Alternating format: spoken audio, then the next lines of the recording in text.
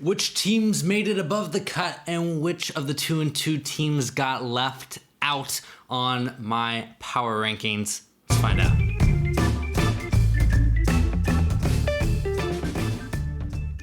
All right, power ranking times. I wanted to see how teams started to shake out before I started this, but I'm going to try to do this each week. We'll see how it goes. How I'm going to do my power rankings is I'm going to do a top 14. Why?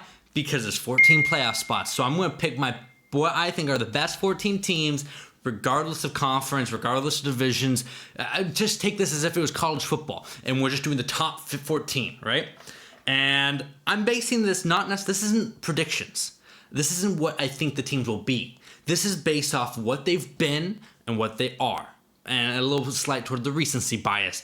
So starting off with that 14th spot, right above the cut, we have the Los Angeles Rams. And Rams obviously 2-2. They are coming off of an overtime win against the Colts, but they lost 2 games against the Bengals, the 49ers, and then they beat the Seahawks. Kind of up and down. I do like what I've seen from the Rams. I said it wasn't a prediction poll, but one thing I do like is that Cooper Kupp will be coming back, but they don't need him. The fact that they've shown that they can win without Cooper Kupp is big to me. I do like the core that they have here. Matthew Stafford is, I hate the term, but he's a gamer. And what I mean by that is he shows up, he plays through things, and he's tough. He's just really likable. And I want to see this team succeed. Getting Cooper Kupp pack with now Puka on the outside. That duo could be very interesting. Tyler Higbee has taken a step forward. Moving on from Cam Akers and that divorce finally going through. Thank goodness. This team still has holes. It's not the Super Bowl team it was, but I think that they are a solid team and they make it 14th on my list. At number 13, a team that could be higher, but they had an injury, so they didn't have Deshaun Watson. We have the Cleveland Browns coming out for 28-3 shellacking against the Ravens. Not really much they could do. The quarterback play wasn't great. They had rookie DTR in, and he just didn't do great. They ended up sitting with Watson because of a shoulder injury. I don't know why I pointed my off shoulder, but I think it was the right move. This team, though, defensively is where they are stalwart. They are ferocious in the defensive line, obviously led by Myles Garrett. And while I do worry about this team, especially with the loss of Nick Chubb, and I don't really feel confident in Deshaun Watson defensively, they're just too strong. And I'll give you a look behind the curtain. What I was thinking here, sitting here, is do I think this team right now could beat the teams under it? And the reason they're here is because the teams above it, I don't know. I don't feel confident in them being able to beat them. At number 12, a team I did not think would be on this list at all, but has really come on, is the Houston Texans. And the Houston Texans, 2 wins over the last 2 games, beating the Falcons and Steelers. Not the most impressive wins ever, but the way they made it onto this list is because they found something. CJ Stroud is legit. Dameon Pierce, and you got Nico Collins. The 3 of them, great core for this team to build around. DeMeco Ryans has done a fantastic job with this team out of the box, and they make it on here over a team like the Colts, because I think the Colts have been a little bit more inconsistent. Also injuries I worry about a little bit with the Colts. The Texans have been getting better as they have gone on. They did lose to the Colts, and so that was almost the reason I put the Colts on here instead of the Texans, but end up giving it to the Texans just off of the recency bias, beating the Jaguars convincingly, beating the Steelers convincingly. There's only one game they've really been out of it, was the Ravens, 25-9, and that was, it's the Ravens. They're a tough team, and obviously above them on this list. So I do like what I've seen from the Texans. Really impressed with me so far, and they're number 12 on my list. At number 11, I have the Tampa Bay Buccaneers and Baker Mayfield, and the reason they're 11 and not higher, and they're below a couple 2-2 teams, is because I don't have any confidence in the teams that they've beaten. They've beaten the Vikings, the Bears, and the Saints. Those are 3 teams I think have massive problems. The only really legit team that they've played this season is the Eagles, and they lost 25-11. So that really concerns me. I do tend to think the Buccaneers are a fraudulent team, but they are 3-1. I got to give them their due. And Baker Mayfield has succeeded when he has talent around him. You look at what he did with the Browns that season they went to the playoffs. He's underrated in a lot of ways. he took the Browns to a playoff win. Yeah, list the names who can say they've done that in the last 20 years. So you got to give him his credit when he has talent, and the Buccaneers certainly have talent, especially on offense. I do have concerns about their run game, especially their run game, and their depth at defense and everywhere else outside of receiver. But for now, Buccaneers sneak on here at 11. Chargers come here at number 10. If this was about their J.C. Jackson trade, they'd be like number 32, because that was a terrible, terrible trade. He's back over to New England now, J.C. Jackson. One of the worst moves the Chargers made was trying to bring J.C. Jackson in. And of course, he's going to go over to New England, do good, because the Patriots know how to use him. But Chargers coming here at 10th. 10, they come off of 2 wins. One thing concerns me about this team is that the fact that they have won or lost every game by one thing that really concerns me about this team, though, is that they have won or lost every game by a score. Now, in some respects, that's good. They're almost 4-0. But in some respects, it's not so good, because this team has a hard time pulling away. They have a hard time not shooting themselves in the foot. And Brandon Staley's often the cause of that. He's helps them or hurts them in big ways, depending on what he decides. But this team is very talented. Justin Herbert does look better. This team looks better overall. And so they make it on to number 10, my top 10 closer.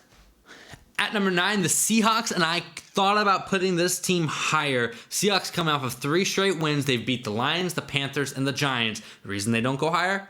Panthers and Giants, not very good wins in my opinion. Lions is really the only team on there that I'm like, oh yeah, that's a good win.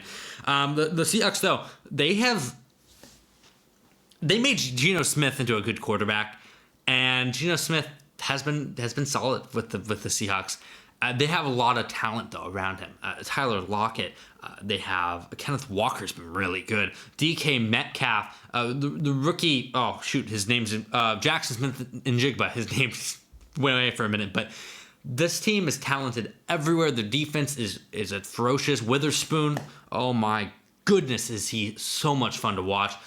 And the Seahawks, one thing they do really good is that they're very good at putting players in positions to succeed. And that's one thing we just kind of touched on with J.C. Jackson and what the Chargers sometimes struggle with.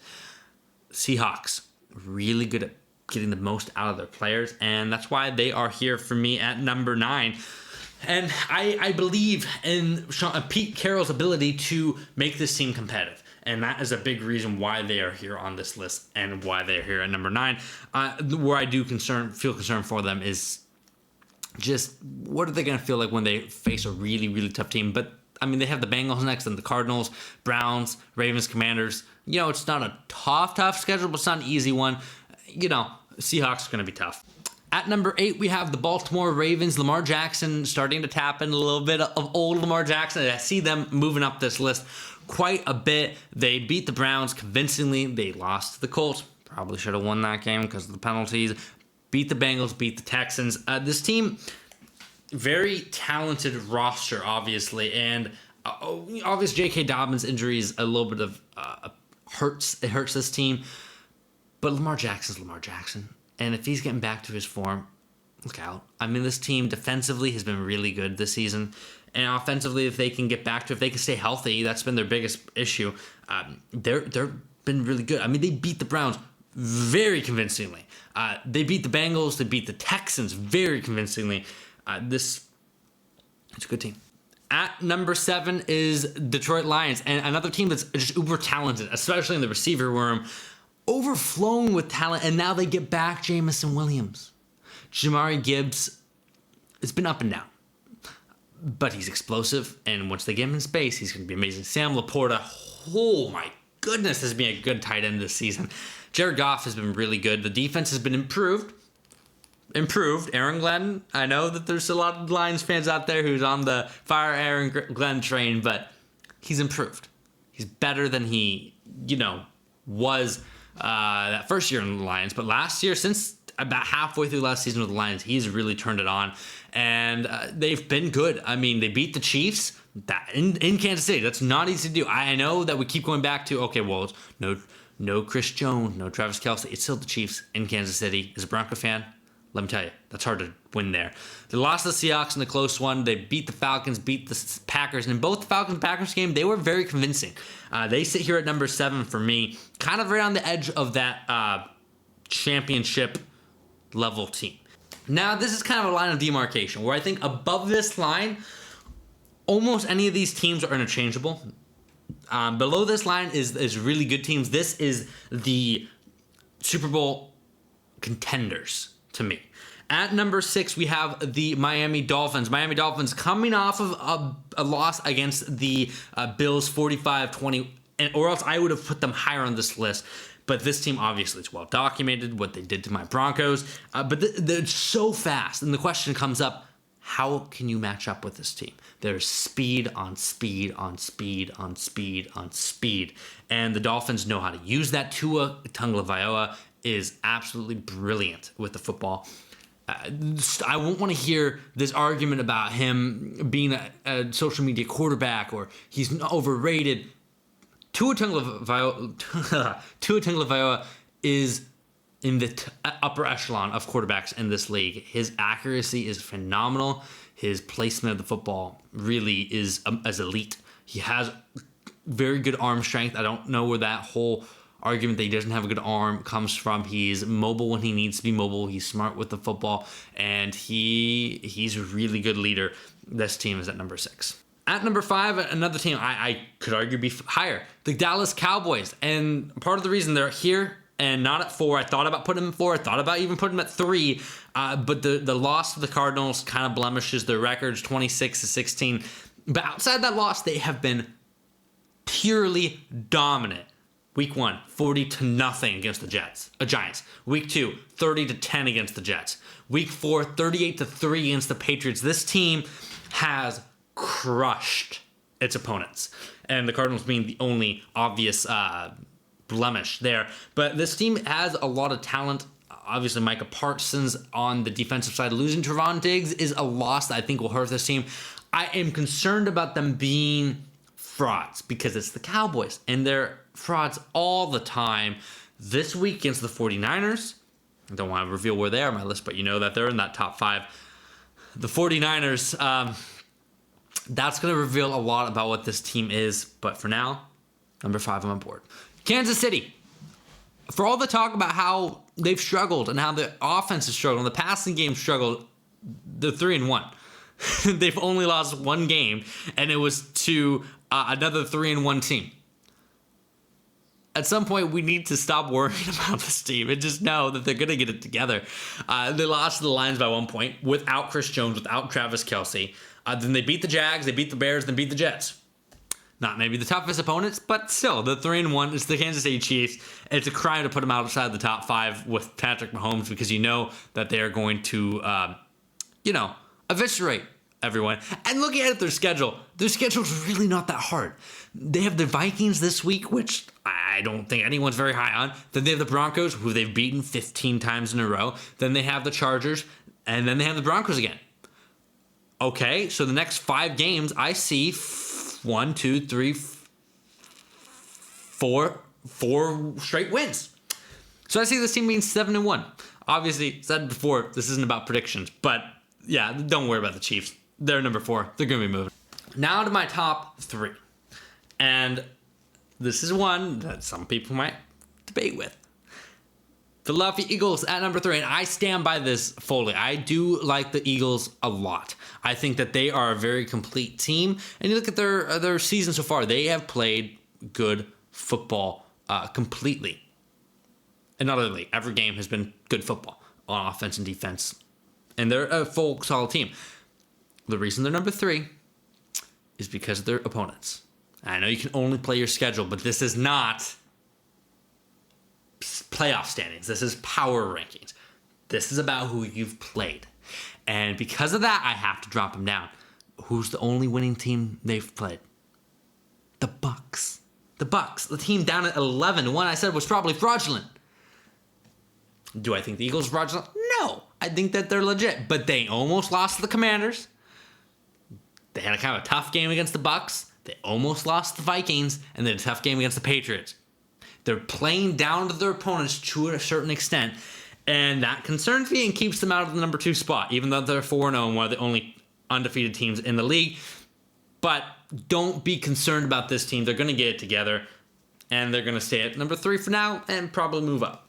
At number 2, the Buffalo Bills. Buffalo Bills, they're 3-1, but they're above the Eagles. And the reason they're above the Eagles is because of the sheer dominance this team has shown this season. Now, you take the Jet game, nominally. I don't know why, but the Jets seem to be their kryptonite, so I'm just going to kind of mark that one off a little bit. They seem to lose to the Jets and Zach Wilson for some reason. It's just their thing. Outside of that game, Raiders 38-10 win. Commanders 37-3 win. And in a game that they eviscerated the Commanders. They didn't just beat them, they eviscerated the Commanders. Then the Dolphins 48-20 domination, a team that's number 6 on this list. The Bills took a team that scored 70 points the week before and dominated them. They bodied them. This is a really good football team. Josh Allen is an elite quarterback, and while this team has struggled to get over the hump in the playoffs, right now this team is flying at elite level, and I think they are the second best team in the league.